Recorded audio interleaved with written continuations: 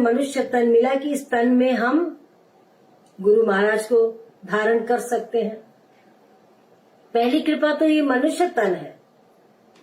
फिर कृपा मिली गुरु महाराज जी की कि सदगुरु मिलेंगे और सदगुरु हमें उस अंधकार को मिटा करके हमें प्रकाश की ओर ले जाएंगे।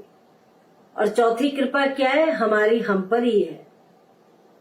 हम ही अपने आत्मा के मित्र हैं और हम ही अपनी आत्मा के शत्रु भी हैं।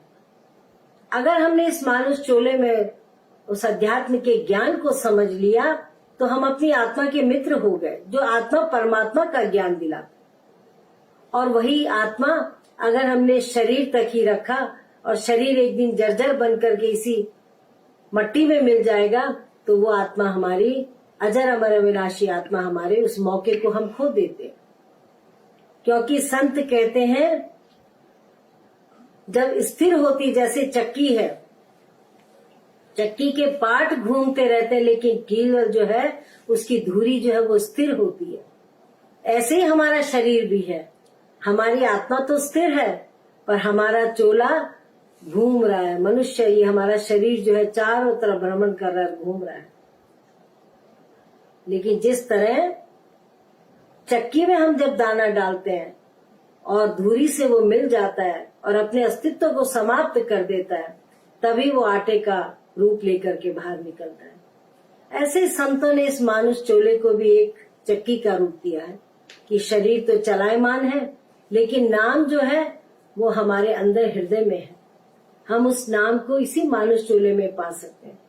इसीलिए तो संतों ने कहा, बड़े भाग्य मानुष तन पावा, सुर दुर्लभ सदग्रंथ निगावा, साधन धाम मोक्ष का द्वारा, पाइये न जय परलोक सवारा।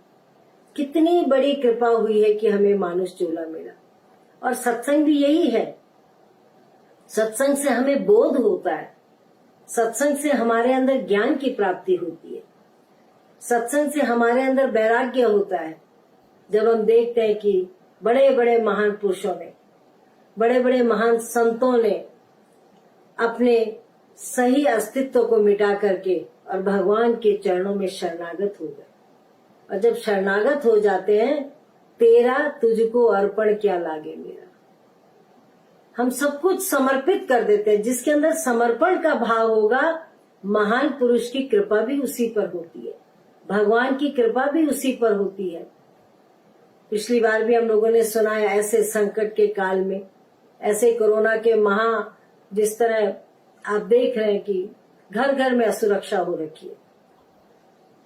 बड़े बड़े लोग, बड़े बड़े प्रसिद्ध लोग भी अपने घर में चार दीवारी में बैठ करके हम बैठे हुए, सभी लोग बैठे हैं।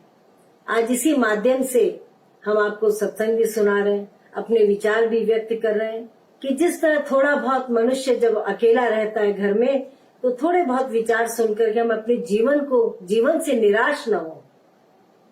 ये जीवन जीने के लिए है, इसमें निराश होने की आवश्यकता नहीं है। अगर हम आज से हजारों वर्ष पहले का इतिहास निकालें तो सबने ऐसे ही जीवन जिया। शायद हमसे भी आज तो फिर भी घर में बैठ करके, चाहे बत्ती के रूप में प्रकाश हो, कोई भी हो, भोजन भी मिल रहा है, प्रकाश भी मिल रहा है, फिर भी जीवन यापन करने के साधन